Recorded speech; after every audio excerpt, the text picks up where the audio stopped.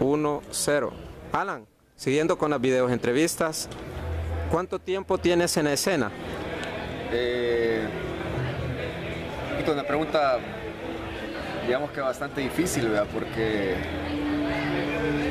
puta, quizás desde que era bien niño, desde quizás como los 12 años me involucré en lo que era la escena punk en aquel entonces, ¿verdad? Con bandas como Shock, que principalmente fueron los que empezaron el movimiento punk en El Salvador, con otra buena banda que se llamaba Peak, que era más como punk metal, una mezcla bien rara, pero tenía muy buena música.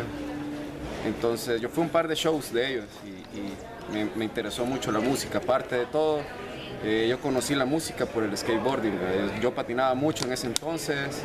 Desde que agarré una patineta prácticamente no la solté, aún ahora que ya estoy viejo, pues, o sea, sigo intentando hacer un par de trucos y principalmente en esa época eso era, o sea, era skateboarding, punk rock. Y a través de eso yo me involucré en la escena. Mi papá, por ejemplo, que es un buen guitarrista, bueno, otro tipo de música, pero es un muy buen guitarrista. Yo miraba que él agarraba su guitarra y todo, lo miraba tocar y me interesé por agarrar un instrumento. En aquel entonces mi mejor amigo, que se llamaba Pepe, patinábamos juntos y dijimos, bueno, ¿por qué no hacemos una banda, pues? Y en el entonces fue un hobby, ¿verdad? Que pues, dos bichos de 12 años agarrando instrumentos que ni siquiera sabían tocar, ¿verdad? Empezamos a hacer bulla desde los 12 años y así empezó todo, ¿verdad? Bueno, también conocimos patinando, como que empezamos a ser como nuestros amigos.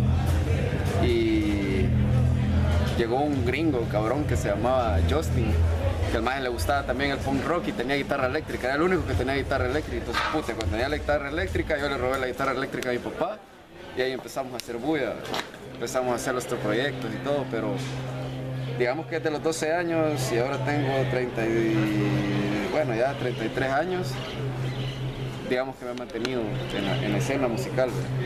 ¿Cómo llegas al Straight Edge o cómo lo forman, ya que eres parte de los pilares? Fíjate que principalmente, como a mí nos gustaba el punk rock, ¿verdad? Y a través de los videos de skate y todo, encontrábamos música que era mucho más rápida que el punk habitual que estábamos escuchando en la época. Entonces, grupos californianos como China White y algunas bandas de Nueva York como Youth of Today aparecían en videos de skate, ¿verdad? Entonces dije, puta, qué vergüenza tocan estos más, y me gustaba la rapidez.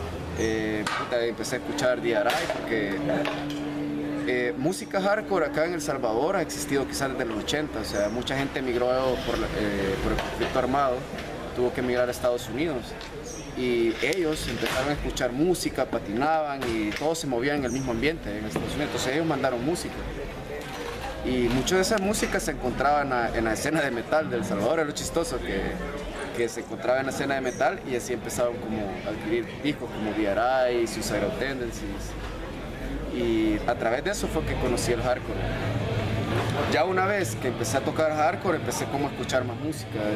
Me llegó un cassette todo chuco, mal regrabado de Gorilla Biscuits. Entonces yo empecé a escuchar su música y me entendía muy bien con ellos, ¿verdad?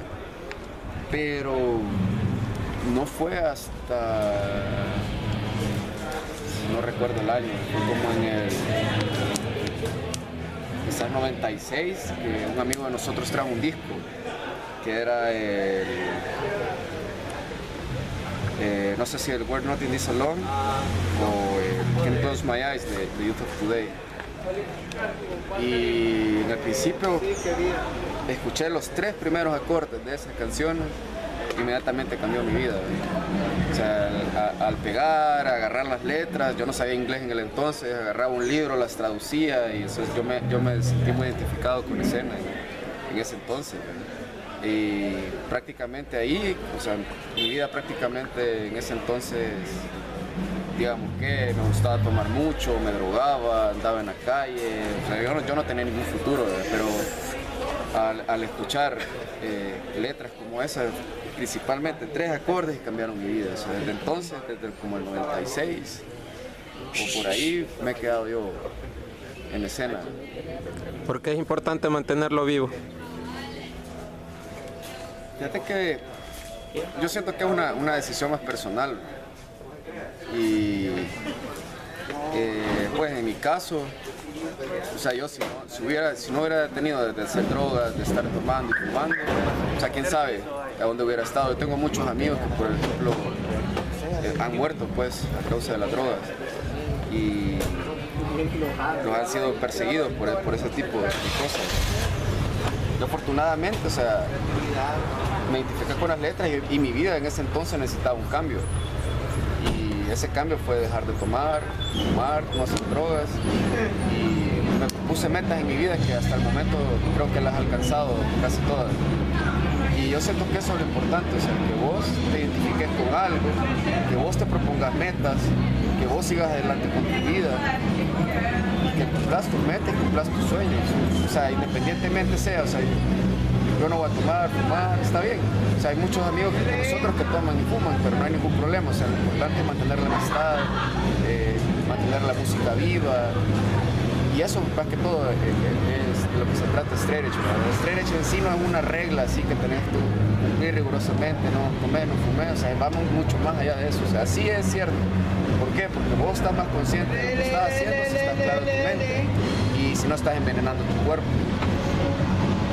Pero de eso se trata, sí, por eso es importante que las generaciones de ahora sepan de la música, para que les abran los oídos, y que escuchen sus letras y que se hagan metas y que se propongan salir adelante con su vida.